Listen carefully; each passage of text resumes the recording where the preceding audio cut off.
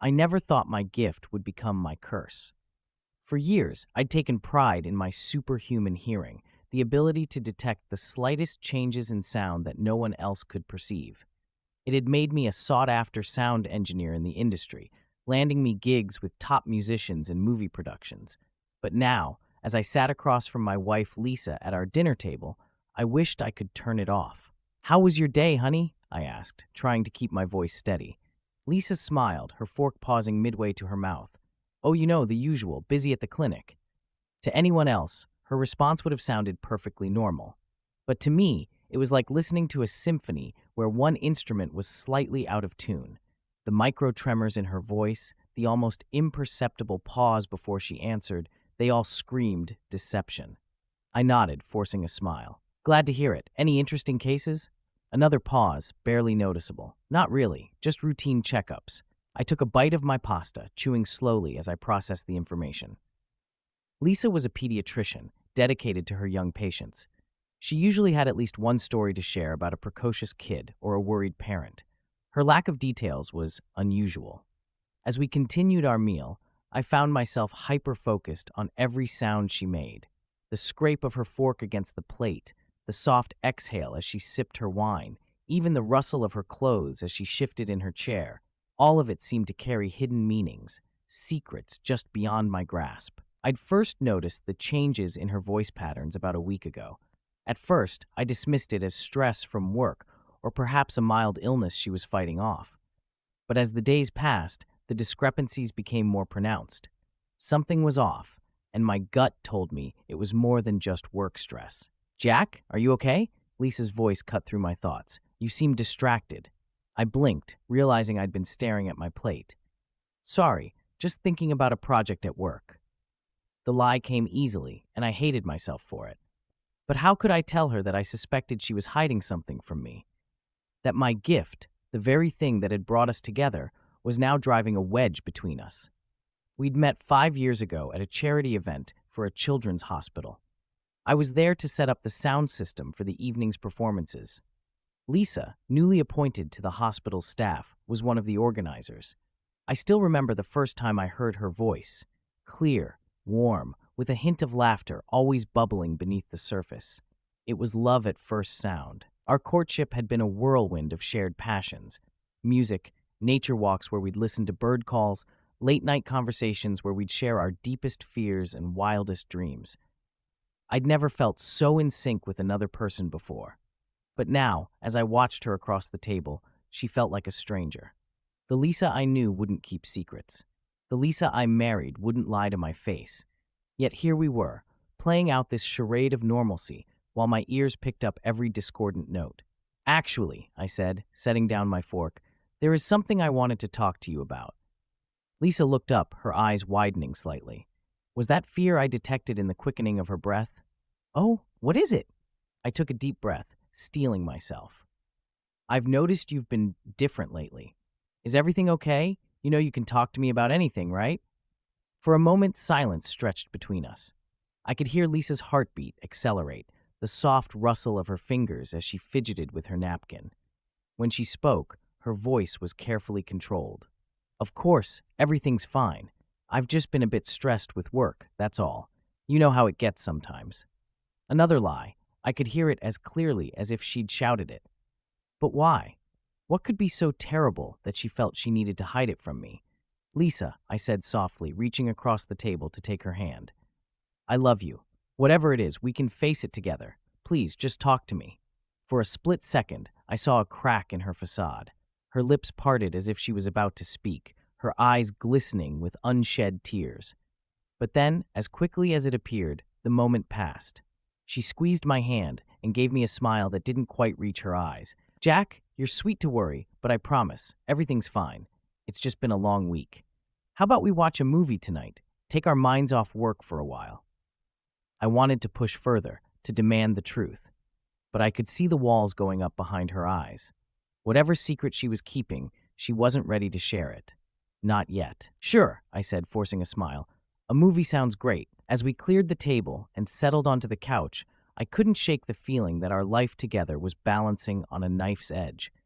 The sound of Lisa's steady breathing beside me once a comfort, now felt like a countdown to some inevitable confrontation.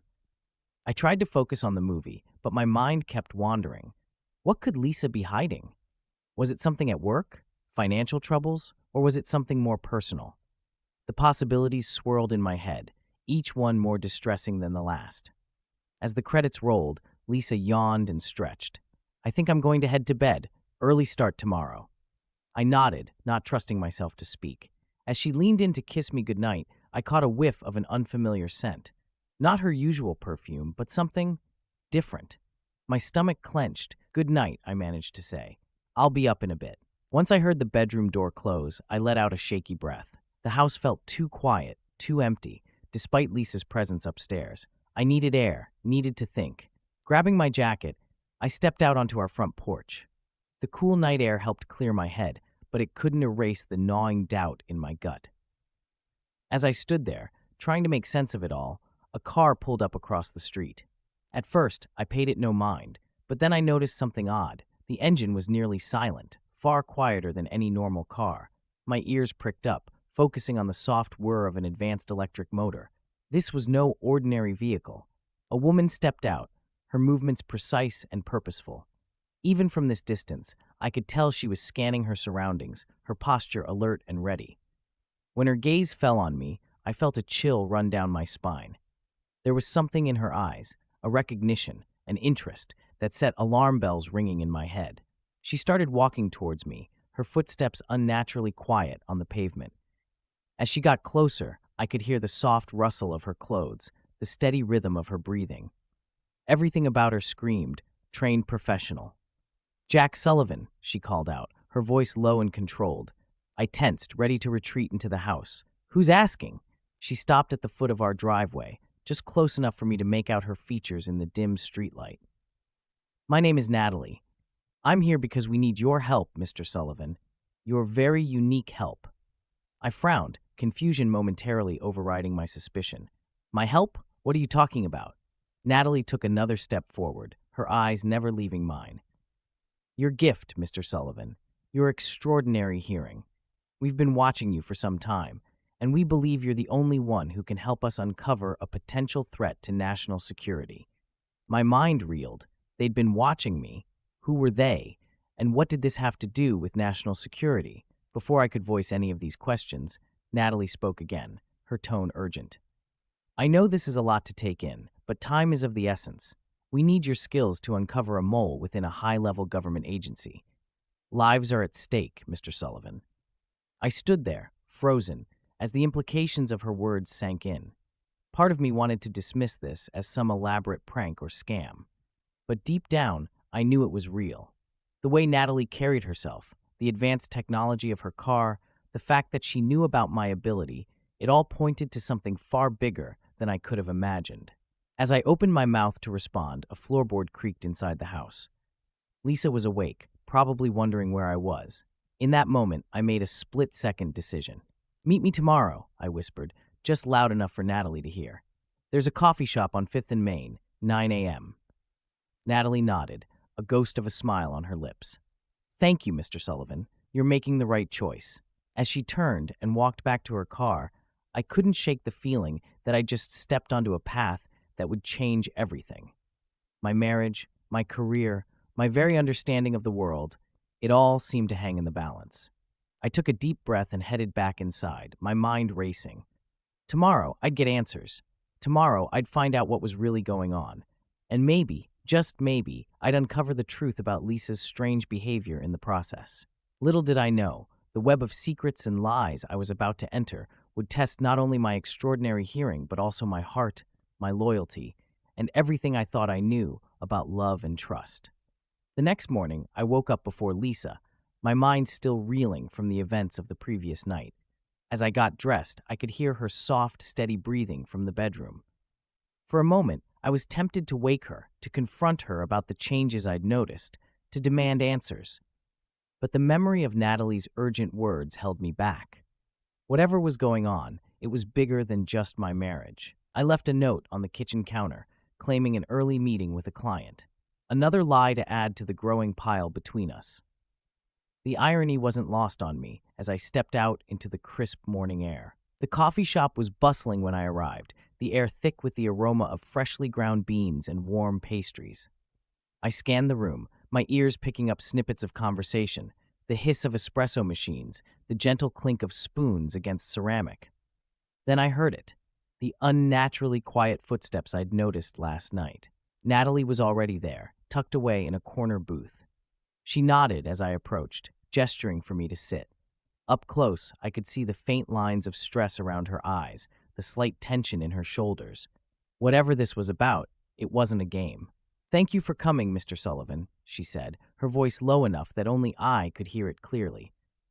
"I understand you must have a lot of questions." I leaned forward, keeping my own voice equally quiet. "You could say that. Let's start with who you are and what exactly you want from me." Natalie took a sip of her coffee before answering. "I work for a specialized branch of government intelligence. We deal with threats that fall outside the purview of normal agencies." She paused, studying my reaction. "Your ability has come to our attention, and we believe it could be crucial in uncovering a mole within our ranks." I frowned, processing her words. "A mole? You mean a spy?" She nodded grimly. "Someone with access to highly sensitive information has been feeding it to a foreign power. We've narrowed down the list of suspects, but we need irrefutable proof before we can act. That's where you come in." "And what makes you think I can help?"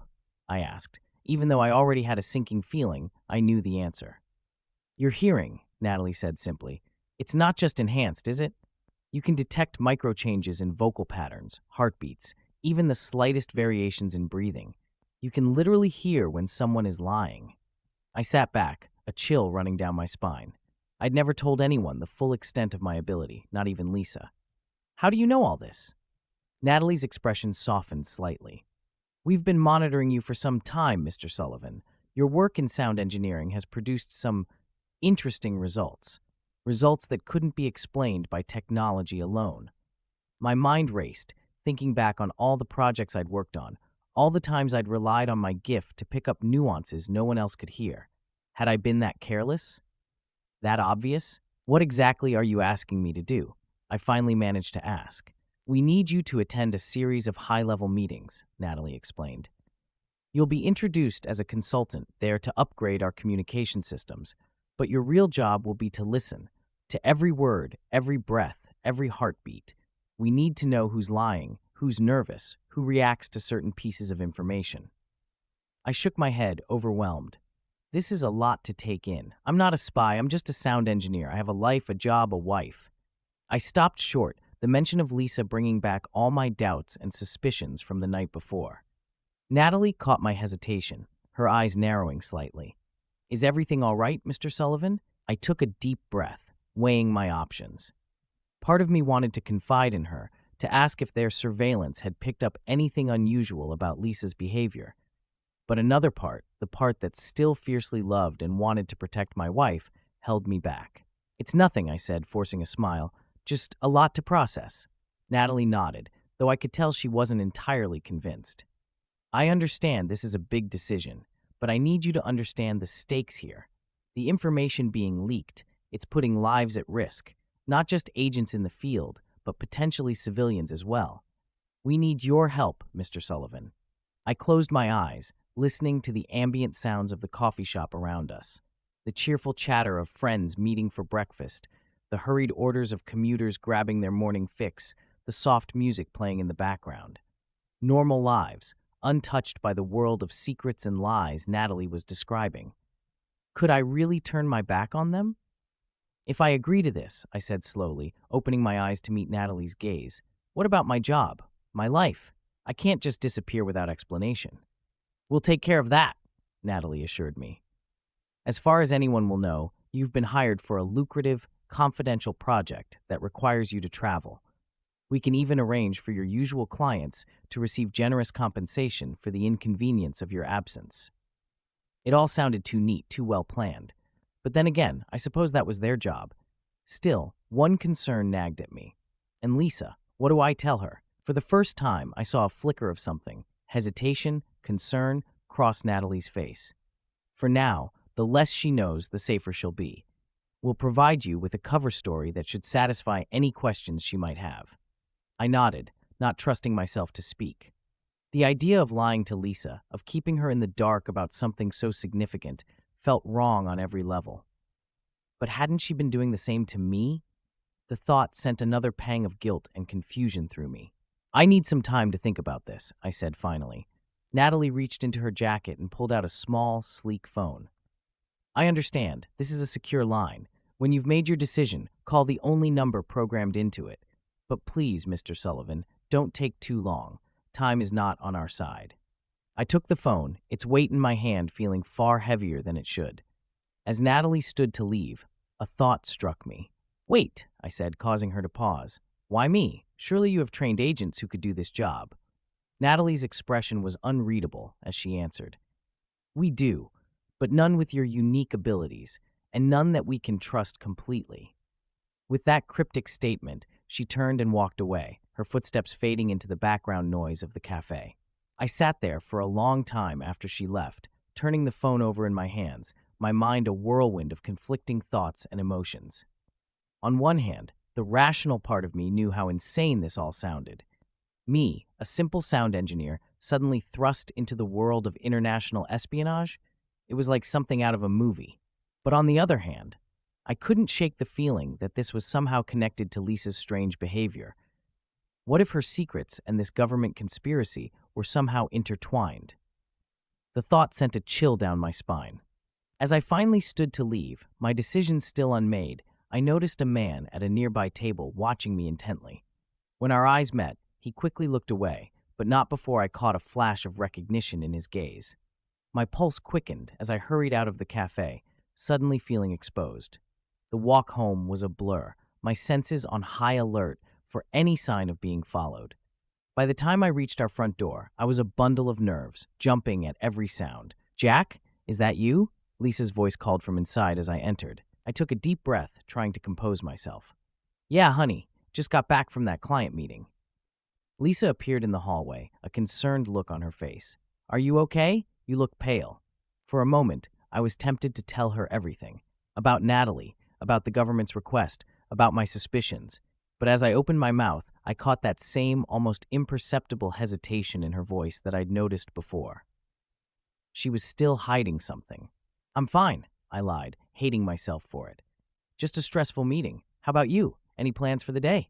Lisa's smile didn't quite reach her eyes. "Just some errands to run, nothing exciting." I nodded, pretending to believe her. As she turned to go back to the kitchen, I couldn't help but wonder, where was she really going, and what would I discover if I followed her? The secure phone in my pocket suddenly felt like it was burning a hole through my clothes. I had a decision to make, and soon. But first, I needed to know the truth about my wife. As I heard Lisa gathering her things to leave, I made a split-second decision. I would follow her today, see where she really went, what she was really doing. And then, armed with that knowledge, I would decide whether to take Natalie up on her offer. Little did I know, the path I was about to embark on would lead me down a rabbit hole deeper and more dangerous than I could have ever imagined. The lies, the secrets, the conspiracies, they were all about to collide, with me caught in the middle. As I heard Lisa's car pull out of the driveway, I grabbed my keys and headed out, my heart pounding with a mix of anticipation and dread. Whatever I discovered today, I knew one thing for certain: nothing would ever be the same again. I kept a safe distance as I followed Lisa's car through the city streets, my heart pounding so loudly I was sure she'd hear it even from blocks away.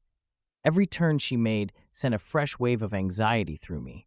Was this the moment she'd lead me to some clandestine meeting? Some secret rendezvous that would explain her recent behavior? But as we drove further into the heart of the city, a gnawing sense of familiarity began to creep over me. I knew these streets, these buildings. We were heading towards the children's hospital where Lisa worked. Relief washed over me, followed immediately by a wave of shame. Of course she was going to work. What had I been thinking? I was about to turn around and head home when something caught my eye. Lisa's car had passed the main entrance to the hospital and was pulling into a small, unmarked lot behind the building. Curiosity piqued. I parked across the street and watched as Lisa got out of her car. She glanced around furtively before hurrying towards a nondescript door. Just before she reached it, it opened from the inside, and a man I didn't recognize ushered her in. My blood ran cold. This wasn't normal hospital business. The secrecy, the hidden entrance, something was definitely off. I debated my next move.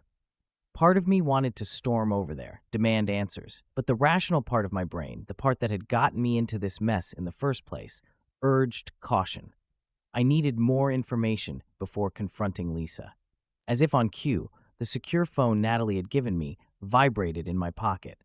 I pulled it out, staring at the single number on the screen. It was time to make a decision. With a deep breath, I pressed the call button. "Mr. Sullivan," Natalie's voice came through, crisp and clear. "I take it you've made your decision?" I closed my eyes, the image of Lisa disappearing into that secret door burning in my mind. "I'm in," I said, my voice barely above a whisper. "But I have conditions." "I'm listening," Natalie replied, a hint of curiosity in her tone. "Whatever's going on, I think it might involve my wife," I said, the words feeling like lead in my mouth. "I need to know if she's connected to this in any way, and if she is, I need your word that she'll be protected."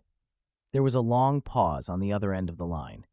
When Natalie spoke again, her voice was carefully neutral. "Mr. Sullivan, I can assure you that we will investigate any potential connections thoroughly. As for protection, we always prioritize the safety of innocent civilians. But I need to be clear, our primary goal is to uncover the mole and stop the leak of classified information. Can you commit to that, regardless of where the evidence leads?"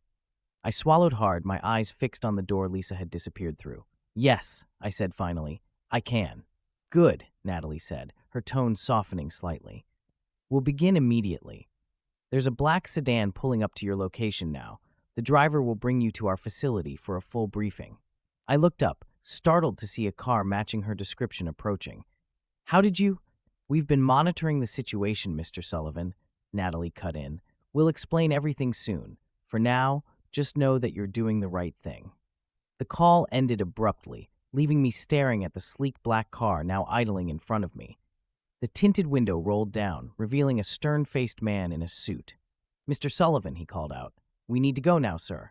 With one last glance at the hospital, I got into the car.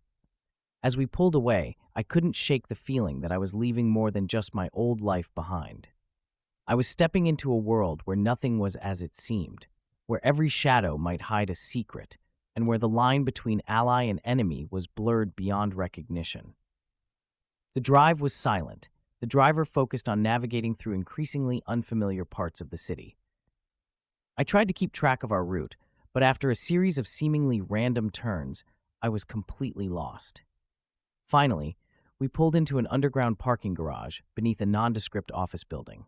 "This way, sir," the driver said, leading me to an elevator. He pressed his palm against a hidden scanner, and the doors opened silently. As we descended, I felt my ears pop.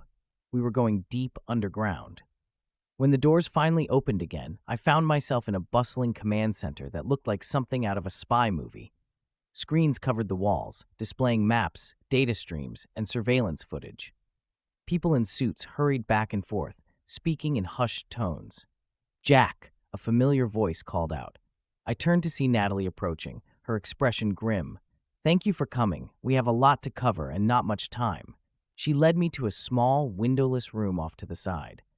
As the door closed behind us, shutting out the noise of the command center, I felt a sudden claustrophobia setting in. "Before we begin," I said, my voice sounding strained even to my own ears, "I need to know, is Lisa involved in this?" Natalie's expression softened slightly. "Jack, I understand your concern, but right now, we don't have concrete evidence linking your wife to our investigation. What we do know is that someone with high-level access is leaking sensitive information to a foreign power. Lives are at stake." I nodded, trying to push thoughts of Lisa to the back of my mind. "All right, what do you need me to do?"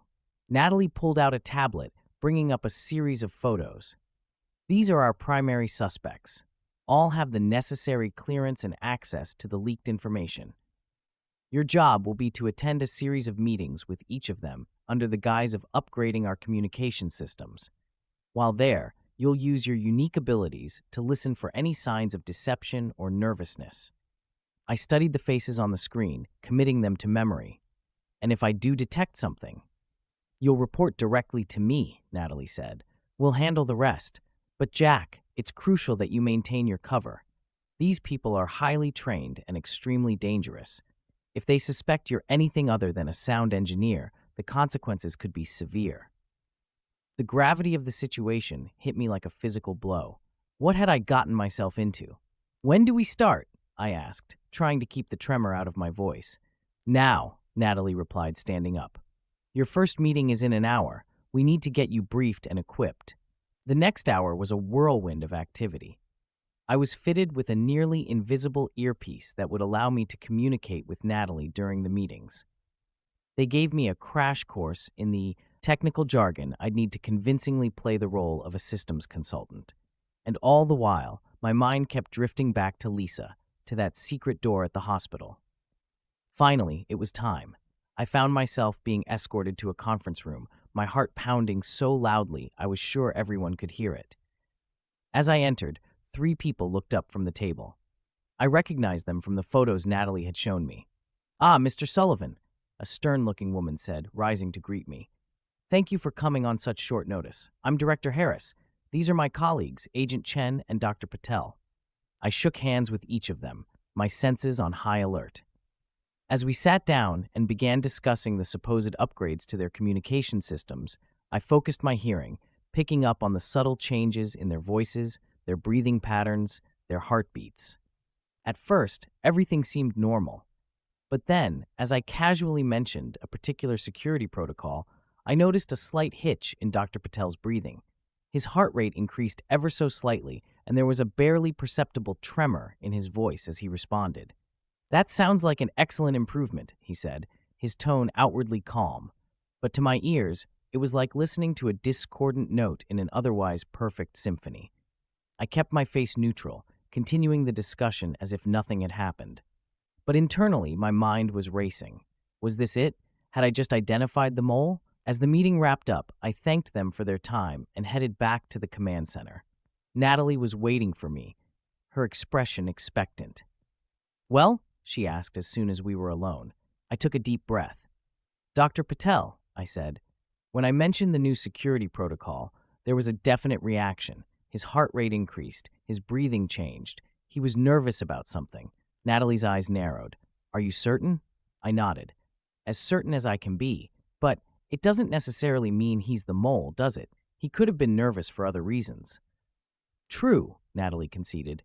"But it's a start. Good work, Jack. We'll increase surveillance on Dr. Patel and see what turns up. In the meantime, we have more meetings scheduled for tomorrow. Get some rest. You're going to need it." As I was escorted back to the surface, my mind was a whirlwind of conflicting emotions. On one hand, I felt a surge of excitement at having potentially uncovered a lead. On the other, the weight of what I was doing, essentially spying on people, potentially ruining lives, sat heavily on my conscience. And through it all, thoughts of Lisa kept intruding. What was she doing in that secret part of the hospital? Was it connected to all of this somehow? As I stepped out onto the street, the city lights blinking to life in the gathering dusk, I realized just how far down the rabbit hole I'd fallen. There was no going back now. Whatever secrets were lurking in the shadows, be they government conspiracies or painful personal truths, I was committed to uncovering them. Little did I know, the real test of my resolve was yet to come. As I hailed a taxi to take me home, I couldn't shake the feeling that I was being watched, and somewhere in the back of my mind, a small voice whispered a terrifying question. What if I wasn't the only one with secrets?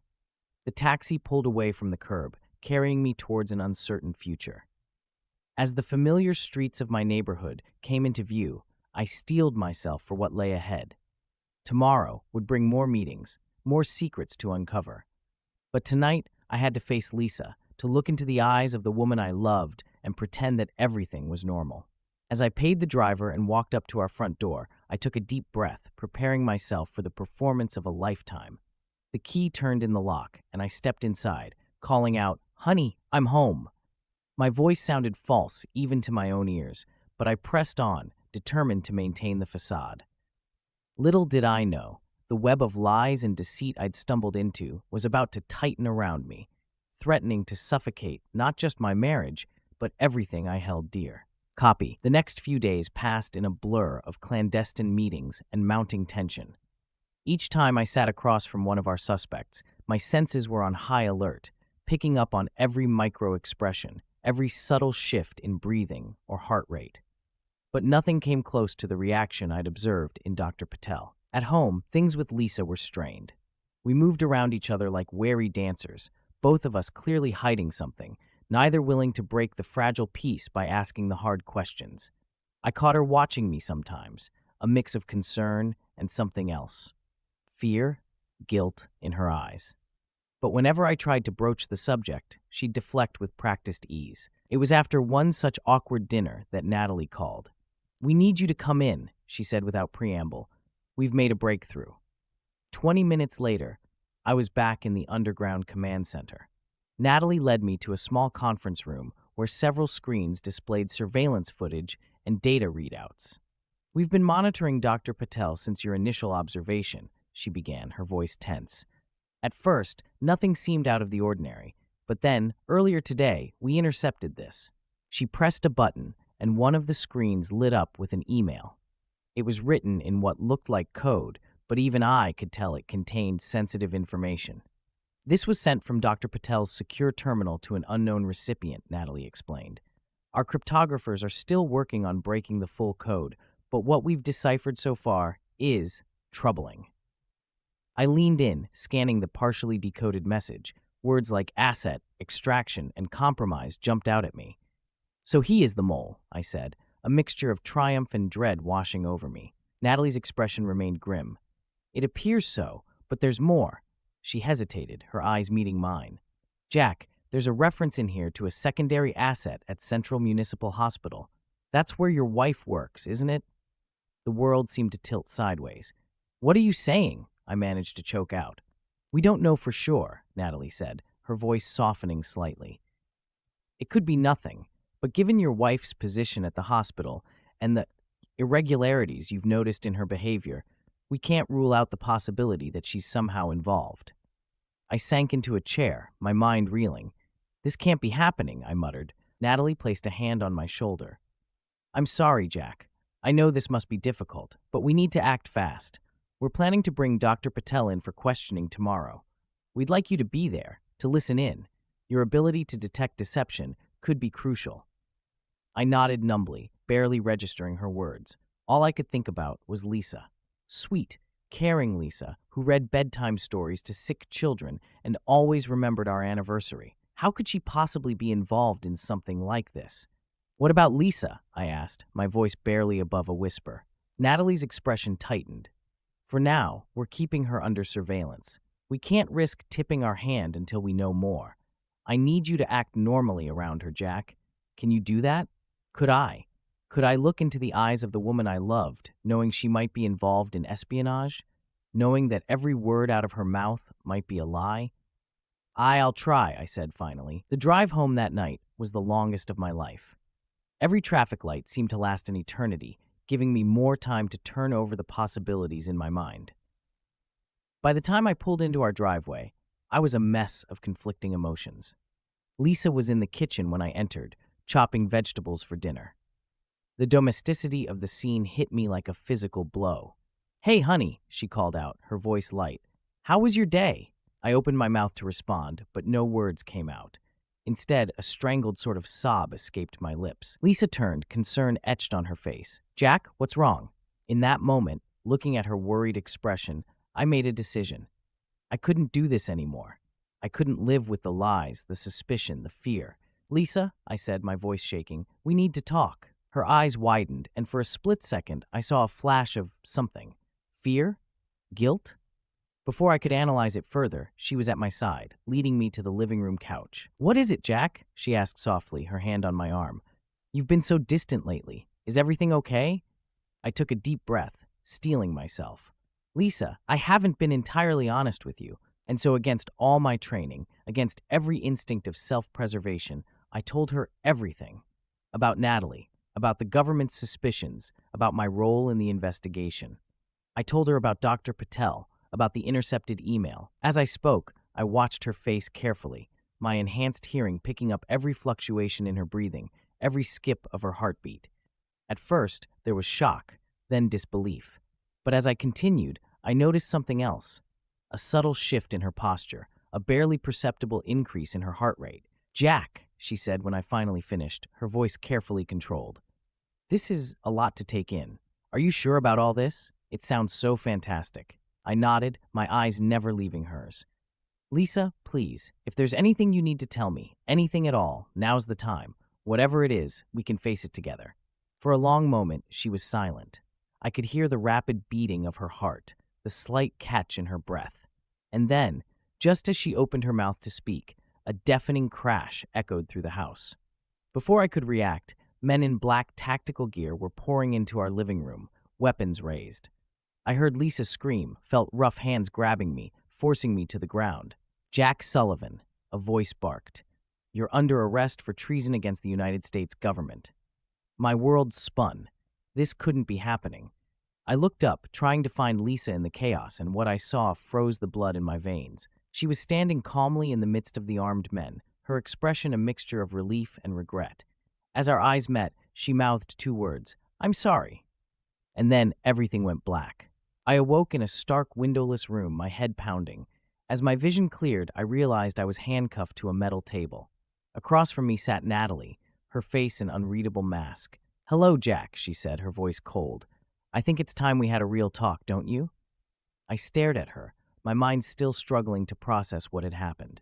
"Natalie, what's going on? Why am I here?" She leaned forward, her eyes boring into mine. "You compromised a critical operation, Jack. You revealed classified information to a potential hostile asset.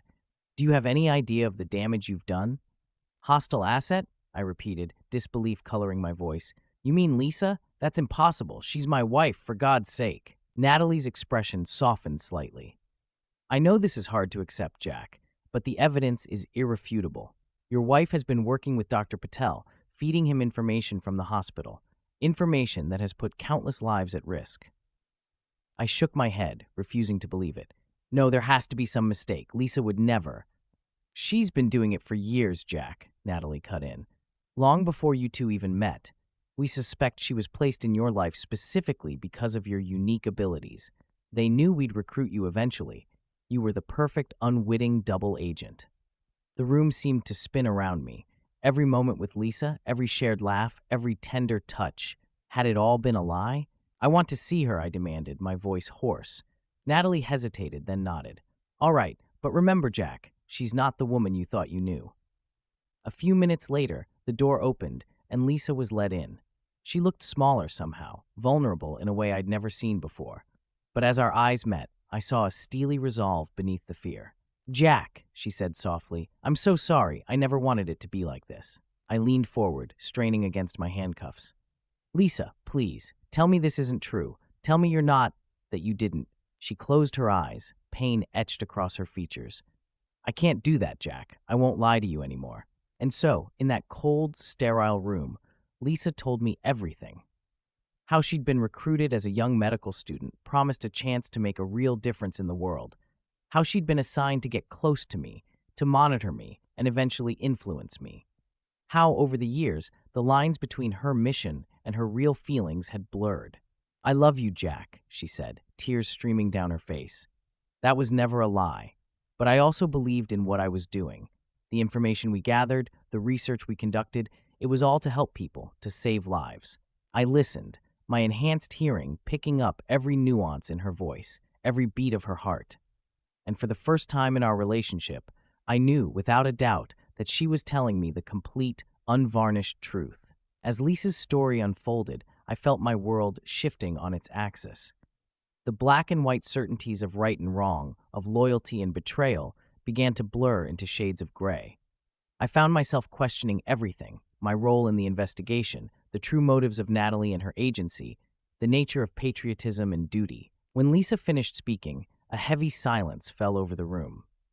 I looked from her tear-stained face to Natalie's impassive one, feeling the weight of an impossible decision settling on my shoulders. "What happens now?" I asked, my voice barely above a whisper. Natalie leaned forward, her eyes intense. "That, Jack, is largely up to you. You have a choice to make. You can help us bring down the entire network, including your wife. Or, she let the sentence hang, the implication clear. I could feel Lisa's eyes on me, pleading silently. In that moment, with the world as I knew it crumbling around me, I realized that the true test of my abilities and my character was just beginning. Whatever choice I made would have far-reaching consequences, not just for me and Lisa, but potentially for countless others. As I opened my mouth to speak, a sudden commotion erupted outside the interrogation room. Shouts and the sound of running feet echoed through the hallway. Natalie's hand went to her earpiece, her expression shifting from confusion to alarm. "We've been compromised," she said tersely, rising from her chair. "We need to move now." Before I could process what was happening, the room was plunged into darkness. In the chaos that followed, I felt someone fumbling with my handcuffs. A familiar hand grasped mine. "Jack," Lisa's voice whispered urgently in my ear. "Whatever you decide, know that I meant what I said. I love you, and I'm sorry for everything." As emergency lights flickered to life, casting the room in an eerie red glow, I realized Lisa was gone. Natalie was barking orders into her comm unit, her composure slipping for the first time since I'd met her. And there I sat, my wrists free, but my mind more shackled than ever, faced with a choice that would define not just my future, but potentially the course of events far beyond my understanding. In that moment, as alarms blared and the world seemed to be falling apart around me, I knew that the real challenge was just beginning. Whatever path I chose, there would be no going back. The truth, in all its messy, complicated glory, was finally laid bare before me. And now I had to decide what to do with it. The chaos around me faded into a dull roar as I made my decision. With my enhanced hearing, I could pick out individual voices in the hallway, the frantic orders being barked, the sound of heavy boots on concrete. But above it all, I could still hear the echo of Lisa's words, "I love you, and I'm sorry for everything." I stood up, my legs shaky but my resolve firm. Natalie spun towards me, her hand hovering near her holstered weapon. "Jack," she said, her voice tense, "we need to go now." But I stood my ground. "No," I said, surprised by the steadiness in my voice. "Not until you tell me everything. The whole truth, Natalie. No more half-truths or manipulations." Her eyes narrowed, calculating. For a moment, I thought she might simply drag me out of the room by force. But then, something in her posture changed. "All right," she said, her voice low and urgent. "But not here. We're not safe." She led me through a maze of corridors, the sounds of conflict growing more distant. Finally, we emerged in what looked like a secondary command center, smaller and less polished than the main one I'd seen before. Natalie quickly locked the door behind us and turned to face me. "What do you want to know?" "Everything," I said, "starting with who you really are and what this is really about." She took a deep breath, her composure cracking slightly. "My real name is Sarah. Natalie was just a cover. I'm part of a deep cover unit tasked with rooting out corruption within our own agencies." My mind reeled. "So the mole hunt was real," she finished. "But it goes much deeper than Dr. Patel or your wife. We believe there's a shadow organization that's infiltrated multiple levels of government, including intelligence agencies. They're using classified information and advanced medical research for their own ends." I sank into a nearby chair, trying to process this new information. "And Lisa, where does she fit into all this?" Sarah's expression softened slightly. "Your wife was recruited by this organization years ago, but recently we had reason to believe she was having doubts. We hoped that by bringing you into the investigation, we might be able to turn her." Anger flared in my chest. "So you used me? Used our relationship?" "We did what we had to do," Sarah said, unapologetic. "The stakes are too high for niceties, Jack. This organization, they're not just stealing secrets. They're conducting unauthorized experiments, pushing the boundaries of science and ethics. The medical research your wife was involved in, it's just the tip of the iceberg." I closed my eyes, remembering the look on Lisa's face as she'd told me her story. The pain, the regret, but also the conviction. "She thought she was helping people," I said softly. Sarah nodded. "Many of them do at first, but the deeper you go, the darker it gets. We need to stop them, Jack. And to do that, we need your help." I looked up at her, my enhanced hearing picking up the slight increase in her heart rate. She was nervous, I realized. Despite her cool exterior, she was afraid. "Why me?" I asked. "Why not just arrest Lisa and Dr. Patel?" Why this whole elaborate setup? Sarah moved to a computer terminal, pulling up a series of files. Because of this, she said, gesturing to the screen. I leaned in, my eyes widening as I took in the information before me. Medical records, research notes, and what looked like surveillance footage, all centered around individuals with enhanced abilities. People like me. You're not the only one, Jack, Sarah said quietly. There are others out there with extraordinary abilities, some natural, some engineered. This organization, they're collecting them, studying them, and in some cases, creating them. The implications hit me like a physical blow. The children's hospital, I breathed. That's what Lisa was really involved in. Sarah nodded grimly. We believe they're identifying children with latent abilities and enhancing them, under the guise of medical treatment. I felt sick. The idea that Lisa, my Lisa, could be involved in experimenting on children, it was almost too much to bear. What do you need me to do? I asked, my voice barely above a whisper. Sarah's expression was a mixture of relief and determination. We need you to go back in, to pretend you've escaped in the chaos. Make contact with Lisa, convince her to turn herself in, to help us bring down the entire operation. I stared at her, disbelief warring with a growing sense of resolve. And if I refuse? Her hand moved almost imperceptibly towards her weapon. Then you'll be treated as a hostile asset, Jack. I'm sorry, but we can't risk you warning them. For a long moment, silence stretched between us. I closed my eyes, focusing my hearing. Beyond the room, I could hear the sounds of the facility slowly returning to normal. The crisis, real or manufactured, was passing. When I opened my eyes again, my decision was made. I'll do it, I said, but on one condition. When this is over, regardless of how it plays out, Lisa gets immunity, full protection. Sarah studied me for a long moment before nodding. Agreed. But Jack, you need to understand. If she refuses to cooperate, if she's truly committed to their cause, we may not have a choice. I stood up, squaring my shoulders. She'll listen to me. I know she will. As Sarah began outlining the plan, my mind was already racing ahead. I thought of Lisa, of the life we'd built together. Had it all been a lie? Or was there, beneath the layers of deception, a core of truth to our love? I didn't know, but I was determined to find out. The next few hours were a blur of preparation. Sarah and her team worked to create a believable scenario for my escape, complete with faked security footage and a trail of evidence leading away from the facility. As I prepared to leave, Sarah pulled me aside one last time. Remember, Jack, trust no one, not even me. From this point on, you're on your own. I nodded, the weight of the mission settling heavily on my shoulders. As I stepped out into the cool night air, my enhanced senses on high alert for any sign of surveillance, I couldn't help but feel a glimmer of hope beneath the fear and uncertainty. Somewhere out there was Lisa, my wife, the woman I loved despite everything, and I was going to find her. I made my way through the city streets, my mind racing with possibilities. Where would Lisa go? What would she do now that her cover was blown?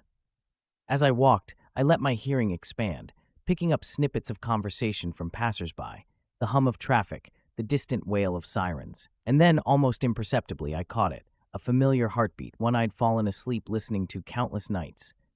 Lisa. I followed the sound, my own heart pounding with a mixture of anticipation and dread. It led me to a small park, deserted at this late hour. And there, sitting on a bench beneath a streetlight, was my wife. She looked up as I approached, her eyes wide with a mixture of relief and fear. "Jack," she breathed, "you're okay. I was so worried." I sat down beside her, close enough to touch but maintaining a careful distance. "Lisa," I said, my voice thick with emotion, "we need to talk." For the next hour, we laid everything bare. Lisa told me about her recruitment, about the gradual realization that the organization she worked for wasn't what it claimed to be. She spoke of her growing doubts, her fear of what might happen if she tried to leave. "I wanted to tell you so many times," she said, tears streaming down her face. "But I was afraid of losing you, afraid of what they might do to you if they knew you were aware." I listened, my enhanced hearing picking up every nuance in her voice, every skip of her heartbeat, and I knew, with absolute certainty, that she was telling me the truth. When she finished, I took a deep breath and told her everything. About Sarah, about the government's investigation, about the true nature of the experiments at the hospital. Lisa's face paled as I spoke. The children, she whispered.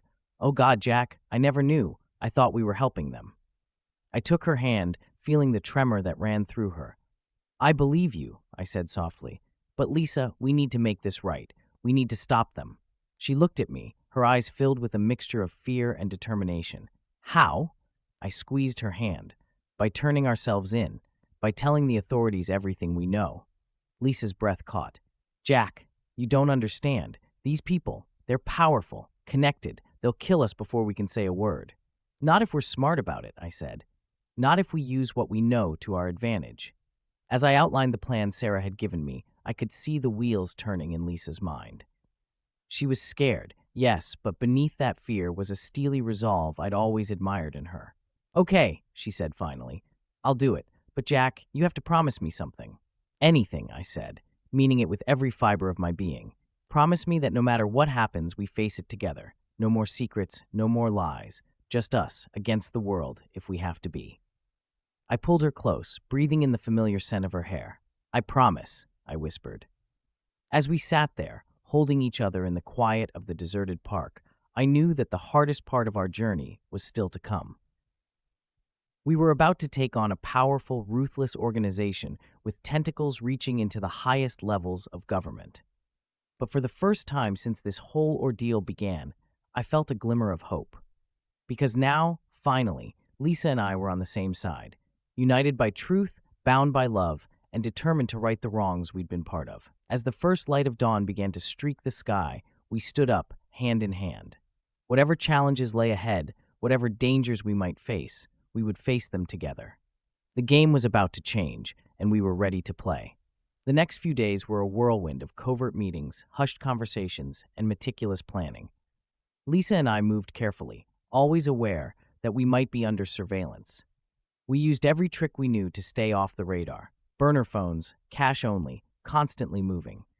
My enhanced hearing became our early warning system, alerting us to any unusual activity or potential threats. Our first priority was gathering evidence. Lisa's inside knowledge, combined with my ability to detect lies and hidden information, proved invaluable. We pieced together a complex web of corruption, illegal experiments, and high-level cover-ups. The deeper we dug, the more horrifying the picture became. They're not just enhancing abilities, Lisa explained one night, her voice barely above a whisper as we huddled in a dingy motel room. They're trying to create them from scratch. The children at the hospital, some of them were orphans, kids with no one to miss them if something went wrong. I felt a cold fury building inside me. We need to expose this, all of it. Lisa nodded, her eyes shining with a mixture of determination and fear. But we have to be smart about it. If we move too soon, they'll bury the evidence and disappear. We decided our best course of action was to compile a comprehensive dossier, documents, recordings, anything we could get our hands on, and deliver it simultaneously to multiple trusted journalists and law enforcement agencies. The key was to spread the information so widely that it couldn't be suppressed. As we worked, I couldn't help but marvel at the woman beside me. The Lisa I saw now was different from the one I'd known before. Sharper, more focused, with a steely resolve that both impressed and saddened me. I wondered how much of our previous life together had been real, and how much had been part of her cover. One night, as if reading my thoughts, Lisa turned to me, her eyes brimming with unshed tears. Jack, I need you to know something. Everything between us, our love, our life together, it was real. It is real.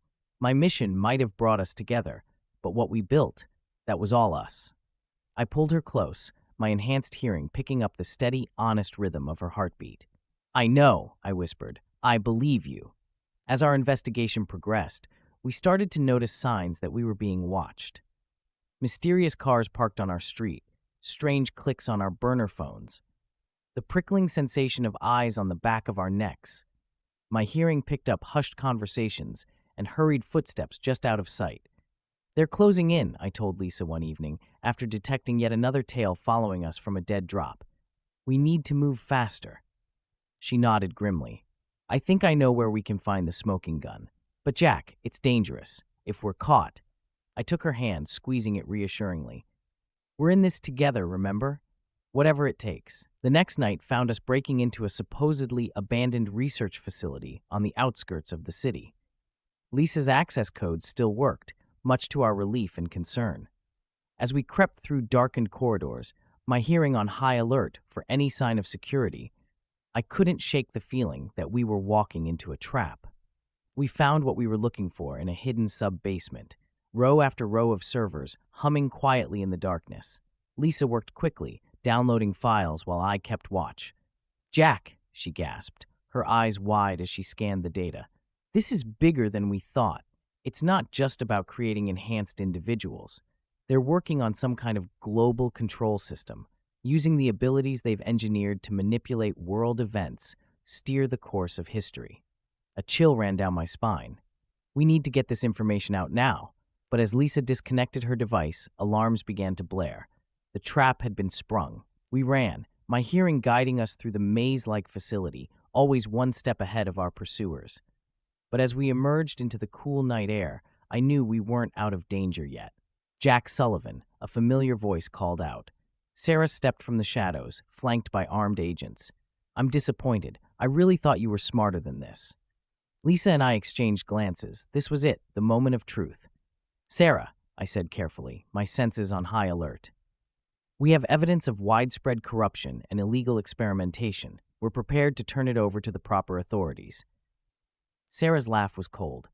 "Oh, Jack, you still don't get it, do you? There are no proper authorities in this. The corruption goes all the way to the top." As she spoke, I focused my hearing, picking up on subtle changes in her tone, her breathing, her heartbeat. And suddenly, with horrifying clarity, I understood. "You're one of them," I said, the realization hitting me like a physical blow. "You always were." Sarah's smile was predatory. "Very good, Jack. I knew that hearing of yours would pick up on it eventually. Yes, I'm part of the organization. Have been from the start. This whole investigation, it was a way to flush out potential leaks, to see how much you and Lisa really knew." Lisa stepped forward, her voice shaking with anger. "All those children, all those lives ruined. How could you be part of that?" "Sacrifices for the greater good," Sarah said dismissively. "You have no idea of the power we're unlocking, the future we're shaping. And now, thanks to you two, we know exactly where our security leaks are." I tensed, ready to run, to fight, to do whatever it took to get us out of this situation. But before I could move, Sarah held up a hand. "Don't bother, Jack. Your abilities are impressive, but they're nothing compared to what we've developed. You're outmatched, outnumbered, and out of options." As if to emphasize her point, more armed figures melted out of the shadows, surrounding us. I could hear the hum of advanced technology, smell the faint ozone scent of energy weapons powering up. "So what now?" I asked, trying to keep my voice steady. "You kill us? Silence us?" Sarah shook her head, almost looking disappointed. "Kill you? Oh no, Jack. You and Lisa are far too valuable for that. You're going to be our newest test subjects. After all, we need to understand how your abilities work if we're going to replicate them, don't we?" Fear, cold and paralyzing, washed over me. I looked at Lisa, saw the same terror reflected in her eyes. We were trapped, with no way out. But then, just as all hope seemed lost, something extraordinary happened. It started as a faint buzzing in my ears, barely perceptible even to my enhanced hearing. But it grew quickly, becoming a roar that drowned out everything else. I saw Sarah and her agents clutching their heads, their faces contorted in pain. And then, cutting through the cacophony, a voice, clear, commanding, and achingly familiar. I turned, hardly daring to believe it. There, at the edge of the clearing, stood Dr. Patel. His hands were raised, his face a mask of concentration. Somehow, impossibly, he was generating the sound that was incapacitating our captors. We didn't hesitate. Grabbing Lisa's hand, I ran, pushing my enhanced senses to their limit to guide us through the darkness. Behind us, I could hear shouts of confusion, the sound of gunfire, and above it all, Dr. Patel's sonic assault. We ran until our lungs burned and our legs trembled. When we finally stopped, deep in the woods surrounding the facility, I turned to Lisa, questions burning in my eyes. "I don't understand," I gasped. "Dr. Patel, how?" Lisa shook her head, looking as bewildered as I felt. "I had no idea he had abilities like that. Jack, I think there's a lot more going on here than either of us realized." As we caught our breath, trying to process what had just happened, I heard the soft crunch of leaves underfoot. Dr. Patel emerged from the shadows, looking exhausted but determined. "I apologize for the deception," he said softly, "but it was necessary to protect you both. And now, I'm afraid, we have much to discuss. The fate of more than just yourselves hangs in the balance." As dawn broke over the trees, casting long shadows across our faces, I realized that our ordeal was far from over. In fact, it was just beginning. The web of lies and secrets we'd uncovered was vaster and more intricate than we'd ever imagined. But as I looked at Lisa, her hands still clasped tightly in mine, and at Dr. Patel, his eyes shining with a mixture of regret and resolve, I felt a glimmer of hope. We weren't alone in this fight anymore. Whatever challenges lay ahead, whatever dark truths we still had to uncover, we would face them together. And maybe, just maybe, we stood a chance of bringing the whole corrupt system crashing down. As we set off deeper into the woods, leaving behind the echoes of our narrow escape, I couldn't shake the feeling that we were walking into something bigger than we could possibly imagine. But for the first time since this whole ordeal began, I felt ready to face it. The game had changed once again, and this time we had a new player on our side.